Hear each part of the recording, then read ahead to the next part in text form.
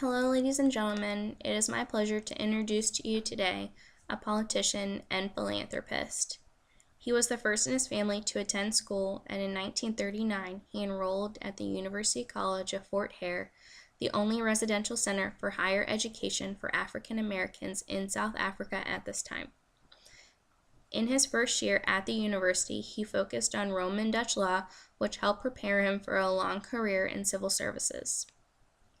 He first joined the African National Congress in 1944.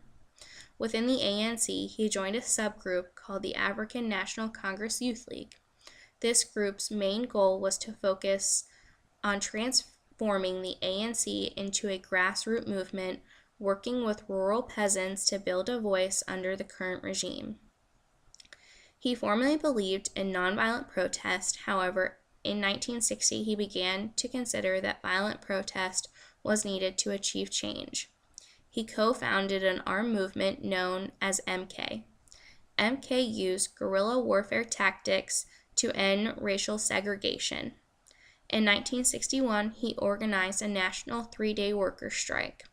He was arrested the following year for leading the same strike and was sentenced to 5 years in prison. The following year, he was brought to trial again. This time, he and 10 other ANC leaders were sentenced to life in prison for political offenses.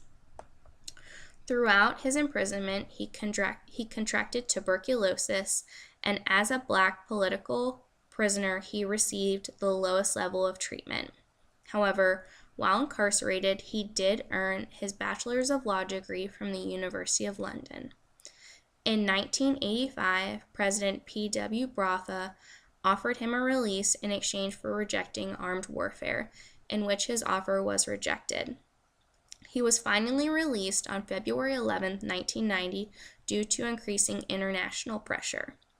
In 1991, he was elected to president of the African National Congress, where he worked with President F.W. de Klerk towards the country's first multiracial elections. This work later earned him the Nobel Peace Prize for his work towards undoing racial segregation. With this work, on April 27, 1994, South Africa held its first democratic election. He later served as president of South Africa from 1994 to 1999. Throughout the years, he has been recognized as a president, writer, civil rights activist, and Nobel Peace Prize recipient. Today, I am proud to introduce to you the first Black chief executive and elected in democratic election in South Africa. As a political warrior, he has fought for destroying racism and poverty. Ladies and gentlemen, here he is, Nelson Mandela.